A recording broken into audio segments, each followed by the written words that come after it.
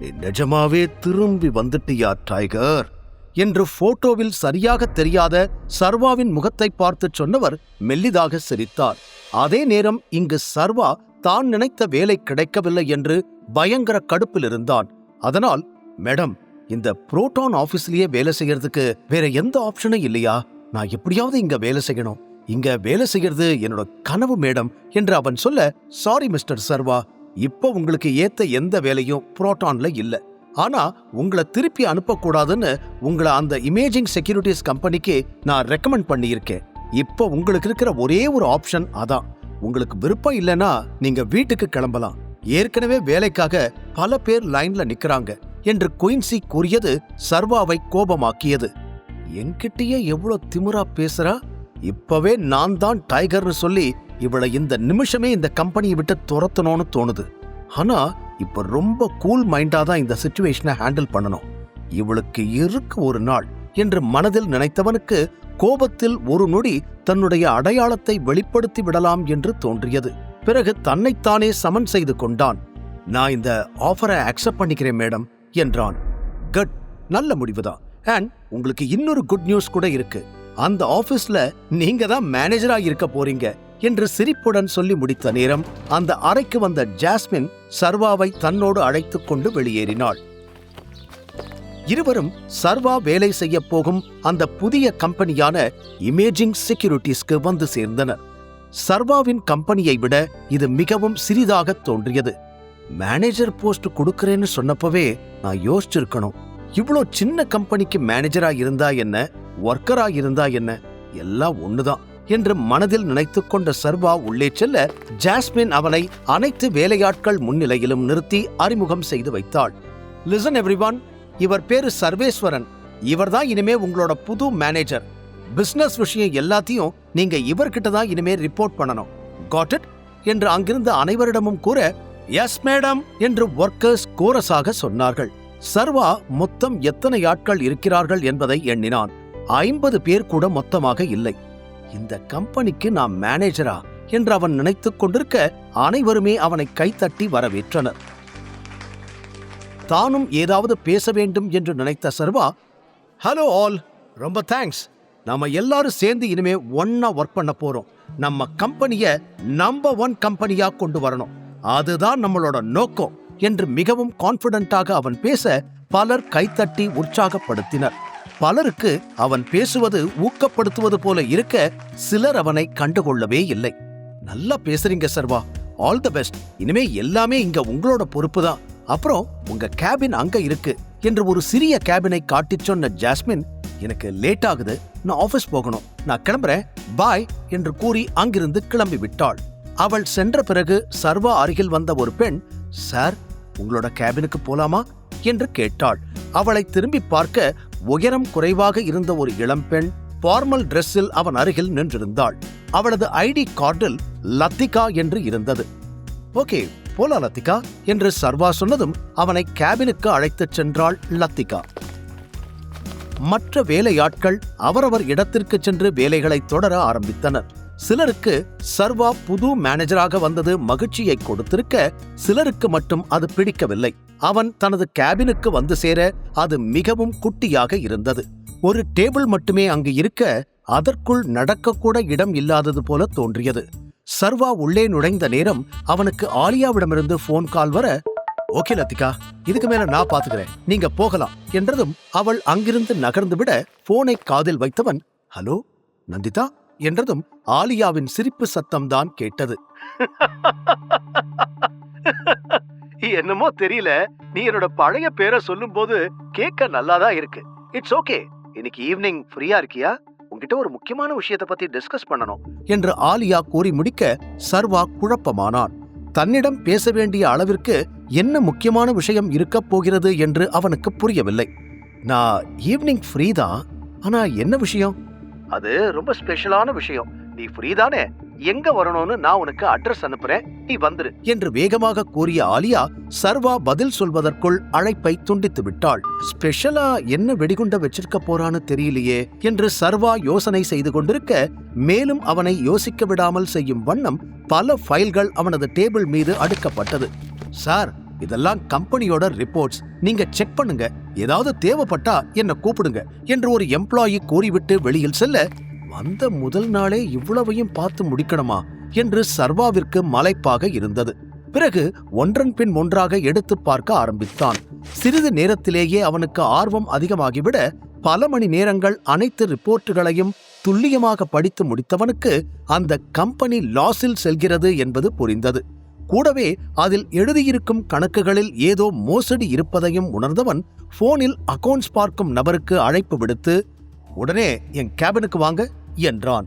அடுத்த நிமிடம் அவன் கேபின் கதவை தட்டிவிட்டு உள்ளே வந்த ஒரு பெண், ஹலோ சார், நான் மாயா என்று அவள் பவ்யமாக சொல்ல, மாயா, நீங்க அக்கவுண்ட் டிபார்ட்மெண்ட்ல ஒர்க் பண்றீங்களா என்று சர்வா கேட்டான். இல்ல சார், நான் HR டிபார்ட்மெண்ட்ல இருக்கேன், உங்ககிட்ட ஒரு முக்கியமான விஷயம் பேசணும், அதுக்கு தான் வந்திருக்கேன் என்று அவன் சொல்லி முடித்த நேரம் அவளுக்கு பின்னால் கதவை தட்டிவிட்டு உள்ளே நுழைந்த ஒருவன், சார், நான் ஜெய், அக்கவுண்ட் டிபார்ட்மெண்ட்ல இருந்து வந்திருக்கேன், வர சொல்லி இருந்தீங்களே என்றான். உள்ள வாங்க ஜெய் என்று சர்வா சொன்னதும் அவன் எதிரில் வந்து நின்றான். கோட் சூட் அணிந்திருந்த அவனை மேலே இருந்து கீழ்வரை பார்த்தான் சர்வா. அவன் கையில் விலையுயர்ந்த வாட்ச் இருக்க, நைஸ் வாட்ச், ஆனா இதுல டைம் சரியா காட்டுதா என்று சர்வா கேட்டதும், என்ன சார் புரியல என்று குழப்பமாக கேட்டான் ஜெய். இல்ல, இதுல சரியான டைம் காட்டியிருந்தா உங்களுக்கு இன்னைக்கு என்ன நாள்னு தெரிஞ்சிருக்கும். அக்கவுண்ட்ல ஒரு முறை பார்த்த எனக்கே இன்னும் 2 வாரத்துக்கு தேவையான ஃபண்டு மட்டும்தான் நம்ம கிட்ட இருக்குன்னு தெரியும் போது உங்களுக்கு தெரியாதா என்று ஒரு ஃபைலை எடுத்து முன்னால் போட்டுவிட்டு கேட்டான். இல்ல சார், அதெல்லாம் மேனேஜ் பண்ணிக்கலாம் என்று படபடப்பை மறைத்துக் கொண்டு கூறினான் ஜெய். சர்வா பார்க்கக்கூடாது என்று அவன் நினைத்திருந்த அனைத்து ஃபைல்களும் அங்கு இருப்பதில் அவனுக்கு பெரும் அதிர்ச்சி. அப்படியா, எப்படி மேனேஜ் பண்ணுவீங்க? 5 கோடி ரூபாய்க்கு வியாபாரம் நடந்திருக்கு, ஆனா அதுல ஒரே 1 கோடி தான் இப்ப வரைக்கும் வந்திருக்கு. மீதி 4 கோடி எங்க? உங்க பாக்கெட்ல இருந்து எடுத்து கொடுக்க போறீங்களா என்று சேரிலிருந்து எழுந்து நின்ற சர்வா சத்தமாக கேட்க, மாயா 2 அடி பின்னால் சென்றாள். நீங்க ஏதோ தப்பா புரிஞ்சுக்கிட்டீங்கன்னு நினைக்கிறேன். இன்னைக்கு தானே உங்களுக்கு ஃபர்ஸ்ட் டே, உங்களுக்கு சில விஷயங்கள் புரிஞ்சிருக்க வாய்ப்பில்லை, நான் உங்களுக்கு எக்ஸ்பிளைன் பண்றேன் என்று ஜெய் விளக்கம் சொல்ல முற்பட, ஷட் அப், உங்களை இப்பவே நான் வேலையை விட்டு தூக்குறேன் என்று கோபமாக கத்தினான் சர்வா. அப்படியெல்லாம் எதுவும் பண்ணாதீங்க சார், பிளீஸ் என்று அடுத்த நொடியே ஜெய் கெஞ்ச ஆரம்பிக்க, இப்ப இங்கிருந்து வெளியே போக போறீங்களா இல்ல நான் செக்யூரிட்டியை கூப்பிடணுமா என்று மீண்டும் அதே போல கர்ஜித்தான் சர்வா. எக்காரணத்தை கொண்டும் ஜெய்க்கு பாவம் பார்க்க கூடாது என்று முடிவெடுத்து விட்டான். எப்படியும் இதற்கு மேல் என்ன கெஞ்சினாலும் சர்வா தன்னை கண்டுகொள்ளப் போவதில்லை என்று புரிந்து கொண்ட ஜெய் புலம்பிக் கொண்டே அங்கிருந்து வெளியே சென்றான். இவ்வளவு பெரிய சாம்ராஜ்யத்தை கட்டி ஆள வேண்டும் என்றால் இந்த அளவிற்காவது கராராக இருக்க வேண்டும் என்று முடிவெடுத்த சர்வா திரும்பி பார்க்க ஓரமாக நின்று கொண்டிருந்தாள் மாயா. குரலை தனித்துக் கொண்டவன், மாயா, எனக்கு ஒரு செக்ரட்டரி வேணும், அப்புறம் அக்கவுண்ட் பொசிஷன் இப்ப காலி ஆயிடுச்சு, 2க்கும் உடனே இன்டர்வியூ ப்ராசஸ் ஆரம்பிங்க என்று சர்வா கூறியதும், கண்டிப்பா சார் என்று படபடப்பாக கூறினாள் மாயா. நீங்க எதுவும் என்கிட்ட டிஸ்கஸ் பண்ணணும்னு சொன்னீங்களே, என்ன விஷயம் என்று அடுத்ததாக சர்வா கேட்க, சார், அது சேல்ஸ் டீம்ல இருந்து ஒரு கம்ப்ளைண்ட் இருக்கு, அத பத்தி பேசத்தான் வந்தேன். நமக்கு ஒரு பெரிய கிளையண்ட் கிடைச்சிருக்காங்க, அவங்களுக்கு கொடுக்கற அளவுக்கு நம்ம கிட்ட சிசிடிவி கேமராஸ் இப்போ ஸ்டாக் இல்ல, என்ன பண்றதுன்னு கேட்கறதுக்காகத்தான் வந்தேன் என்று அவள் தயங்கிக் கொண்டே சொல்ல, ஸ்டாக்ல இல்லைன்னா என்ன அர்த்தம்?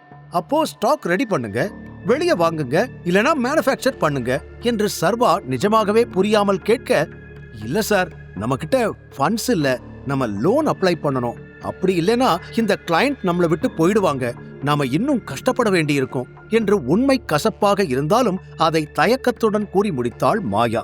ரிப்போர்ட்டுகளை பார்த்த பிறகு அவனுக்குமே ஓரளவிற்கு கம்பெனியின் நிலை புரிந்திருந்தது. கூடவே லோன் என்ற வார்த்தையை கேட்டதும் சர்வாவின் முகம் மாறிப்போக, லோன்லாம் எடுக்க வேண்டாம், இத நான் பாத்துக்கிறேன் என்று கூறினான்.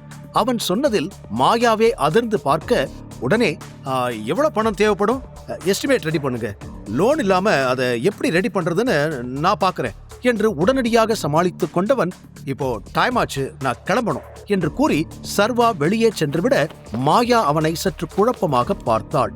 கிளம்பிய சர்வா நேராக ஆலியா சொன்ன இடத்திற்கு வந்து சேர்ந்தான். அது ஒரு சினிமா தியேட்டர். அங்கு வந்ததும் காரை நிறுத்திவிட்டு இறங்கியவன் அங்கு வைஷ்ணவி இருப்பதை பார்த்தான். அவளை பார்த்ததும் சர்வா முகம் மாற அவன் வந்திருக்கும் காரை பார்த்து நக்கலாக சிரித்தாள் வைஷ்ணவி. அதைக் கண்டுகொள்ளாமல் சர்வா உள்ளே நுழையப் போனான். வைஷ்ணவியோடு கைகோர்த்து கொண்டு அங்கு வந்த ஆகாஷ், என்ன ஆச்சு இந்த மக்களுக்கு? இப்போ சினிமா தியேட்டருக்குள்ள இருந்தெல்லாம் ஃபுட் ஆர்டர் பண்ண ஆரம்பிச்சிட்டாங்களா என்று சர்வாவை பார்த்து நக்கலாக சொன்னான். சர்வாவிற்கு அவன் என்ன சொல்கிறான் என்று புரிந்தது. இருந்தும் கண்டுகொள்ளாமல் ஓரமாக வந்தவன் ஆலியாவிற்கு போன் செய்தான். கால் கனெக்ட் ஆகவில்லை. ஹாய் சர்வா, நாம மீட் பண்ணி ரொம்ப நாள் ஆச்சு, எப்படி இருக்க என்று பேச்சை ஆரம்பித்தாள் வைஷ்ணவி.